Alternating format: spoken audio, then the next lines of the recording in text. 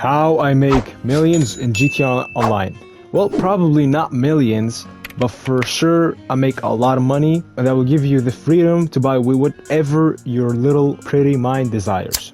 So, you might be wondering, well, geez, John, how can I become rich and handsome like you? Well, I'm flattered. Really, believe me. There is a crucial thing that you must remember. That making money, no matter where and what you're doing, will take you some time. My first tip is to have patience, and as being patient is not a terrible thing. Alright, so what I like to do, the first thing is always resupply my passive businesses. Those can be the motorcycle business, your nightclub, your acid lab, your bunker, etc.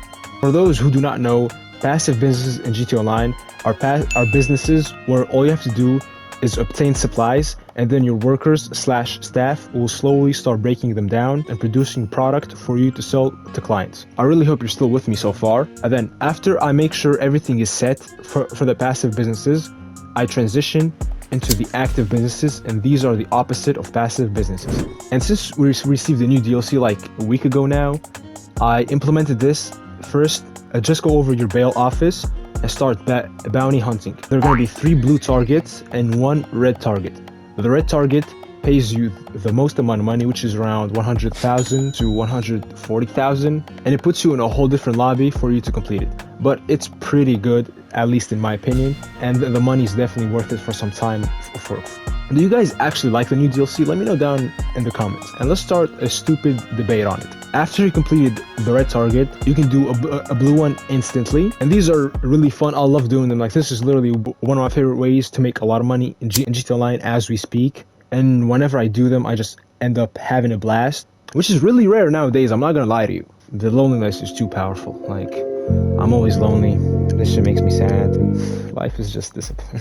Anyways, we were drifting off topic. After that, I like to do is I like going to my salvage yard and starting a source mission. This will put you in a free roaming mission and will make you retrieve a vehicle for you to salvage in your salvage yard. And once it's completely salvaged, it's gonna earn you 30,000, 38,000. It's gonna be deposited in your safe. Here's the thing.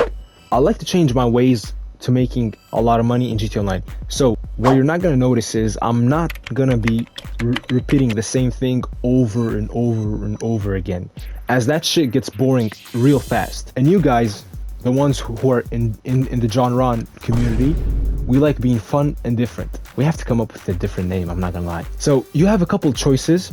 You can do the Salvage Yard heists, the auto shop contract, the CEO warehouse where you source crates and bring them to your warehouse, and obviously the most overdone and the most boring ass thing, the Kyle Perica heist. All of these are pretty good, and I like to mix them up with all of these that I just mentioned. A lot of you are gonna disagree with this, but it's my personal method to making money. I just cannot repeat the same thing over and over again, like the same business, like 99% of the GTA Online community, which is the Kyle Perica abusers. But hey, each person has his or her own method to making money.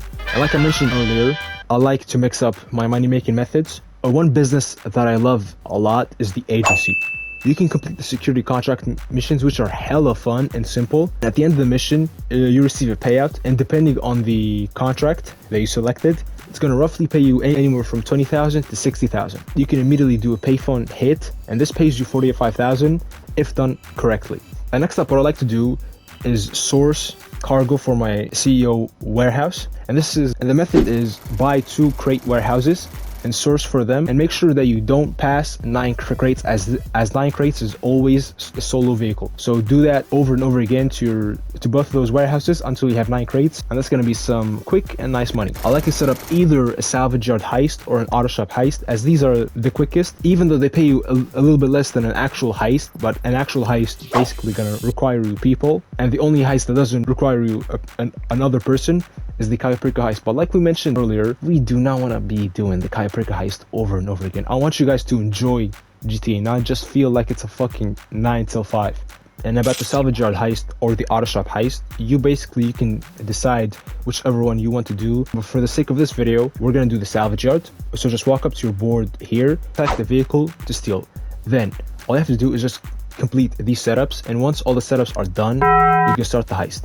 And once you steal the vehicle, you can either salvage it for money or sell it for money. Selling it for money, it makes you a little bit more money, but the choice is completely yours. After this, like I mentioned earlier, make sure that you also source some crates. You can either do this before the heist or after the heist. What I like to do is when I'm doing something like heist setups, I like to only do that. I love focusing on only one thing. Each person is different, so you do whatever you want. And what I'm doing is I'm keeping myself busy with all of these things. So my passive businesses fill up, and that's where you make the most money. And after all of my passive businesses are full, I just sell them for a lot of money. This is where the real money is made. And this is gonna piss a lot of people off, but I do not like the Kayapirka heist. Like, oh my god. Bro, that heist, I cannot stand that heist anymore. It has been nerfed more than a fucking grandma with a superpower or some shit. Like, that heist is just so annoying. It definitely still pays you really well money. So definitely implement it into your money making routine, but do not make it the only single thing that makes you money. To recap, resupply your passive businesses first thing, do the new DLC bounty hunting missions as these pay you really good money, do the Salvage Yard missions, which are the tow truck missions, and also do Salvage Yard heists, do the agency missions, Kayapirka heist, and heists overall if you have people. Me personally, I have no one, so I just do solo methods, but it's completely up to you. Also, make sure you do auto shop heists, CEO warehouse, etc. There are so many ways that you can generate money, but this is what I do whenever I want to make money in GTA Online. And as you can see, I do not have that much money because I do not play GTA that much, but whenever I want to play, this is what I do, and that's what makes me money, which works for me. A lot of people are going to disagree with this method, but like I said and I mentioned in the title, this is my personal way of making millions in GTA Online.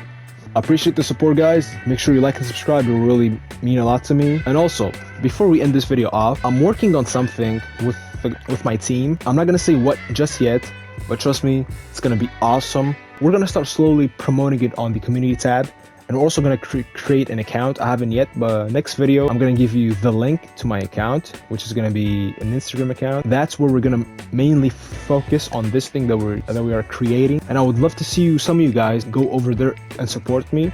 This channel is gonna be big, so trust me, the vision that I have for this community and this channel and this business is just insane. Have faith, and I'll see you in the next video. Peace.